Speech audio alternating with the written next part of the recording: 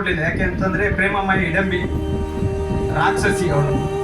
ಆ ರಾಕ್ಷಸತನ ಫಸ್ಟ್ ತೋರಿಸ್ಬೇಕು, ವಿಚಾರ ಮಾಡ್ಕೊಳಂಗಿಲ್ಲ ಇದ್ರಲ್ಲಿ. ಯಾಕೆಂತಂದ್ರೆ ನಂದೊಂದು ಚರ್ಚೆ ಅಷ್ಟೇ. ಯಾಕೆಂದ್ರೆ ನಾನು ತುಂಬಾ ಅಭಿನಯ ಚೆನ್ನಾಗಿತ್ತು, ತುಂಬಾ ಸಖತ್ತಾಗಿತ್ತು ಅಭಿನಯ. ಆ ಇಡಂಬಿಯಿಂದಾಗ ರಾಕ್ಷಸಿ ಪಾತ್ರ ಅಣ್ಣ ತಂಗಿ ಬರ್ತಾರೆ, ರಾಕ್ಷಸಿ ತೋರಿಸ್ಬೇಕು. ಇದು ಪ್ರೇಮಮಯಿ ಅಂದ್ರೆ ಪ್ರೇಮಮಯಿ ತೋರಿಸ್ಕೊಂಬಂದ್ರೆ ಯಾಕೆಂತಂದ್ರೆ ಇವರು ಒಂದು ಪ್ರೀತಿ ತೋರಿಸ್ಕೊಂಬಂದ್ರು. ಇದು ಪ್ರೇಮಮಯಿ, ಅಲ್ಲಿ ರಾಕ್ಷಸಿ ತಗೊಂಡ್ರು ಫಸ್ಟ್. ಆ ರಾಕ್ಷಸಿ ತಗೊಂಡು ಪ್ರೇಮಮಯಿ ತಗೊಂಡ್ರು. ಆ ಪ್ರೇಮಮಯಿ ತುಂಬಾ ಮುಖ್ಯವಾಯಿತು.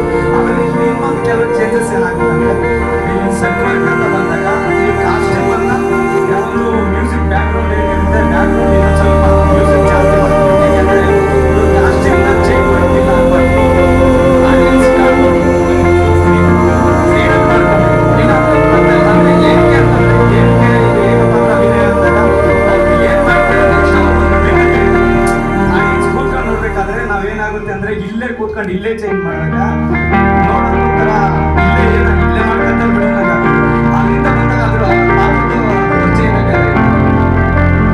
ಆಮೇಲೆ ಬ್ಯಾಕ್ಗ್ರೌಂಡ್ ಇನ್ನೊಂದು ಸ್ವಲ್ಪ ಮ್ಯೂಸಿಕ್ ಹಾಕಿದ್ರು. ಮತ್ತೆ ಇದು ತುಂಬಾ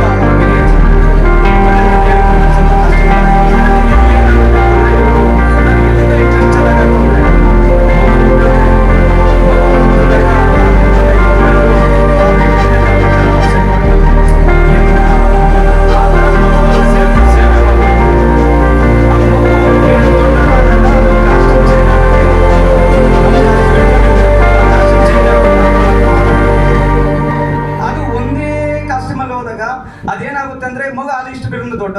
ಯಾಕೆಂದ್ರೆ ನಾವು ಇದ್ರಲ್ಲಿ ಹೇಳ್ಬಿಡ್ಬೋದು ಏನು ನಮ್ಮ ಇದ್ರಲ್ಲಿ ಏನ್ ಮಾತಲ್ಲಿ ನಾವು ಮಗು ದೊಡ್ಡ ಯಾಕೆ ಅಂತ ಹೇಳ್ಬಿಡ್ಬೋದು. ಪ್ಲಸ್ ನಿಮ್ಗೆ ಹಿಡ್ಕೊಂಡಿರೋ ಕಾಸ್ಟ್ಯೂಮ್ ಚೇಂಜ್ ಆಗ್ಬೇಕು. ಇವ್ರು ಎಷ್ಟು ಕಾಸ್ಟ್ಯೂಮ್ ಚೇಂಜ್ ಮಾಡಿದ್ರು ಅಂದ್ರೆ ಅವ್ರು ಅಷ್ಟು ಕಾಸ್ಟ್ಯೂಮ್ ಚೇಂಜ್ ಮಾಡ್ಬೇಕು ಅಂದ್ರೆ ತುಂಬಾ ಕಷ್ಟ. ಇವತ್ತಿನ ಇದ್ರಲ್ಲಿ ಅಷ್ಟು ಕಾಸ್ಟ್ಯೂಮ್ ಚೇಂಜ್ ಮಾಡ್ಬೇಕಾದ್ರೆ ತುಂಬಾ ಕಷ್ಟ. ಒಂದು ನಮ್ಗೆ ಎಲ್ಲಿ ನಮ್ಗೆ ಒಂದು ವಿಭಿನ್ನತೆ ಕೊಡ್ತಂದ್ರೆ ಸಂಕೋಚ ಆಗ್ಲಿ ಒಂದ್ ಏನೇ ಆಗ್ಲಿ, ಅವರು ಮಗು ಹುಟ್ಟಿದಾಗ ಆ ಮಗು ಹೆಂಗ್ ಬರುತ್ತೆ ಅಂತ ನಮಗೆ ಗೊತ್ತಿರ್ಲಿಲ್ಲ.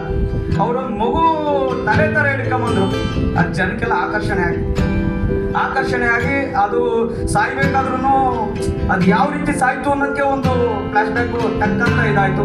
ಅದೆಲ್ಲ ಒಂದು ವಿಭಿನ್ನತೆ ಇದೆ. ಈ ಕಾಸ್ಟ್ಯೂಮ್ ಒಂಚೂರು ಸೈಡಲ್ಲಿ ಚೇಂಜ್ ಆದ್ರೆ ತುಂಬಾ ಅನುಕೂಲ ಆಗ್ತದೆ. ಮತ್ತೆ ನಾಟಕ ತುಂಬಾ ಚೆನ್ನಾಗಿದೆ.